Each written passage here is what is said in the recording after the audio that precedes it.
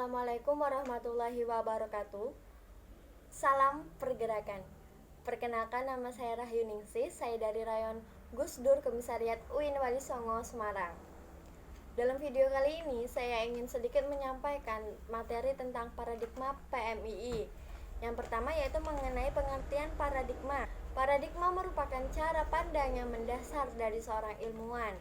Paradigma tidak hanya membicarakan apa yang harus dipandang, tetapi juga memberikan inspirasi, imajinasi terhadap apa yang harus dilakukan, sehingga dapat membuat perbedaan antara ilmuwan yang satu dengan ilmuwan yang lainnya.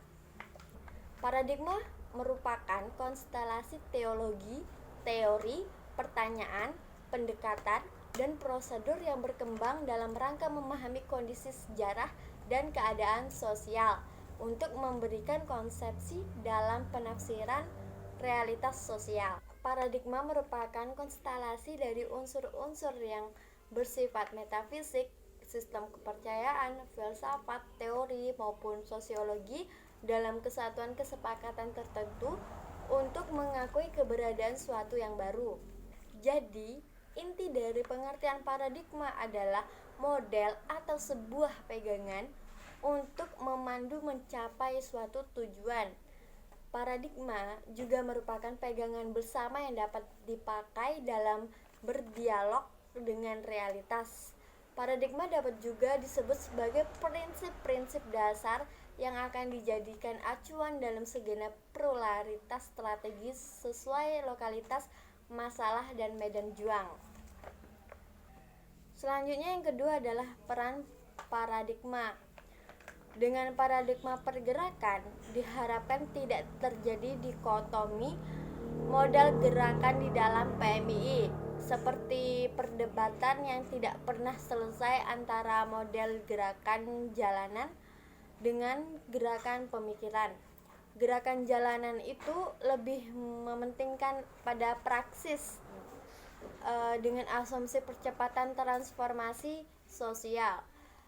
Sedangkan model gerakan pemikiran itu bergerak melalui eksplorasi teoritik, kajian-kajian, diskusi, seminar, dan pertemuan ilmiah yang lainnya.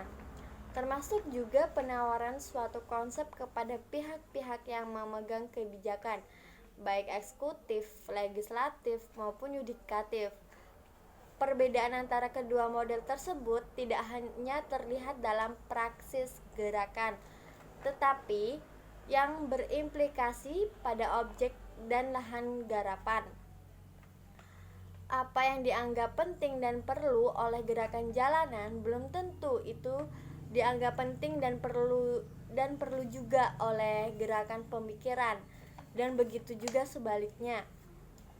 Walaupun pada dasarnya kedua model tersebut mempunyai satu kesatuan. Dalam sejarahnya, gerakan mahasiswa selalu diwarnai perdebatan dengan model jalanan dan intelektual.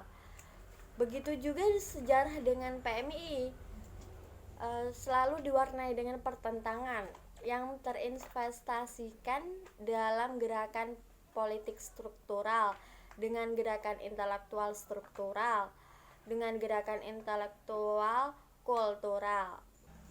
Semestinya kedua kekuatan model tersebut tidak perlu dipertentangkan sehingga memperlemah PMII itu sendiri.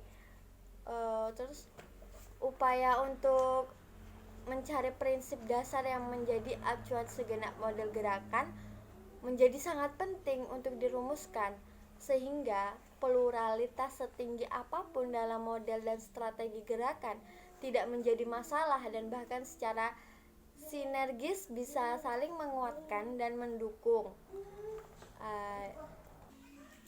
Selanjutnya yang ketiga adalah penerapan. Di sepanjang sejarah PMII dari tahun 80-an hingga tahun 2010 itu ada 3 paradigma yang telah digunakan, masing-masing menggantikan model paradigma sebelumnya.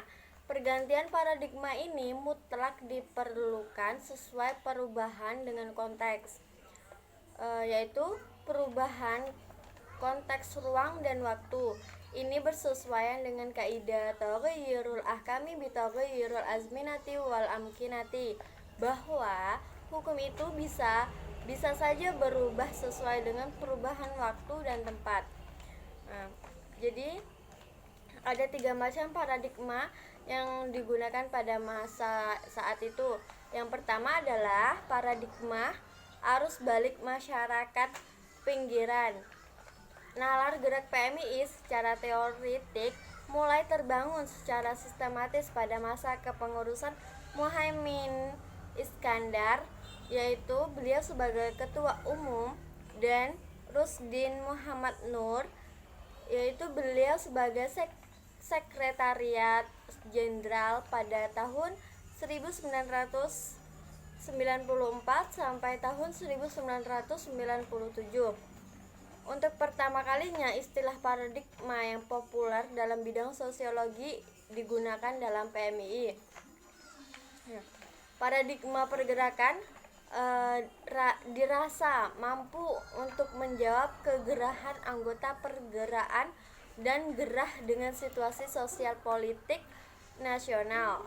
Pada era reformasi di PMII menganut paradigma arus balik masyarakat pinggiran.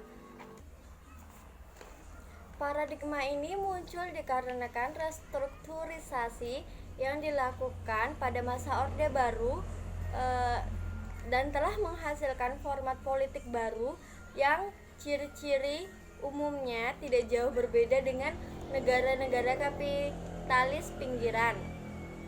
Ada beberapa negara Amerika Latin dan Asia, yaitu ciri-cirinya antara lain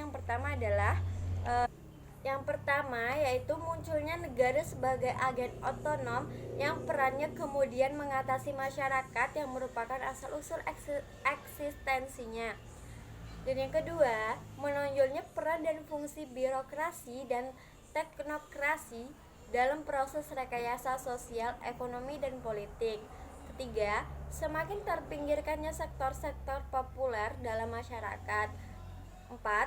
Diterapkannya model politik eksklusioner melalui jaringan-jaringan korporatis untuk menangani berbagai kepentingan politis. Dan yang kelima, yaitu penggunaan secara efektif hegemoni ideologi untuk memperkokoh dan melestarikan sistem politik yang ada. Dan paradigma selanjutnya adalah paradigma kritis transformatif.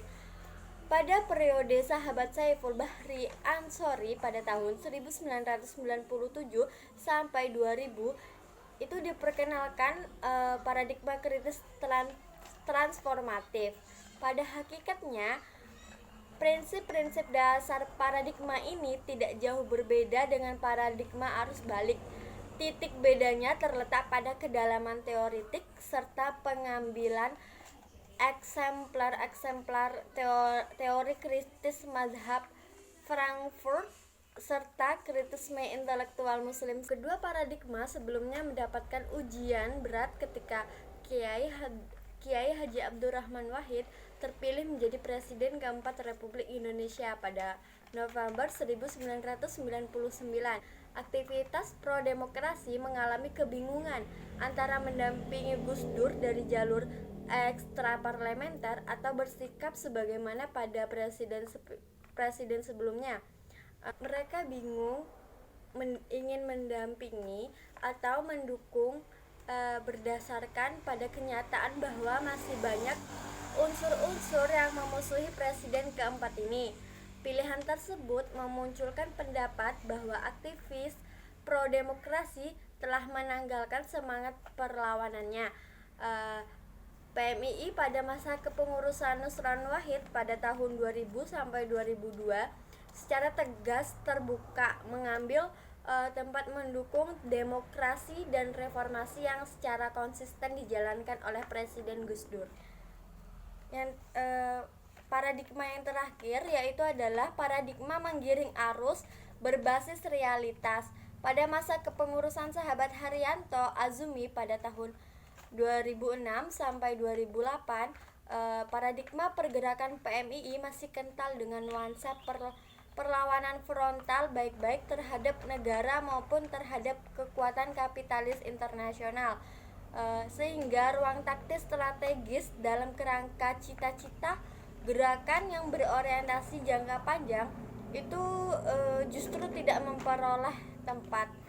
Aktivis-aktivis PMII masih mudah terjebak larut dalam persoalan temporal spasial, sehingga perkembangan internasional yang sangat berpengaruh terhadap arah perkembangan Indonesia sendiri itu sulit dibaca.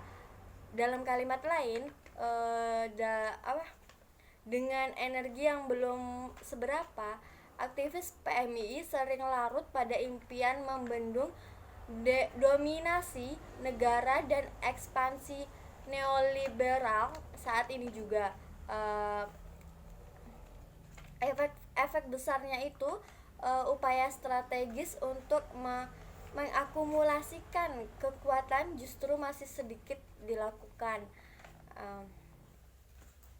Baiklah, kemungkinan itu yang dapat saya sampaikan pada materi paradigma PMII kali ini. Kemungkinan masih banyak kekurangan dan kesalahan, maka dari itu saya minta maaf yang sebesar-besarnya. Wabillahi taufiq walhidayah. Wassalamualaikum warahmatullahi wabarakatuh.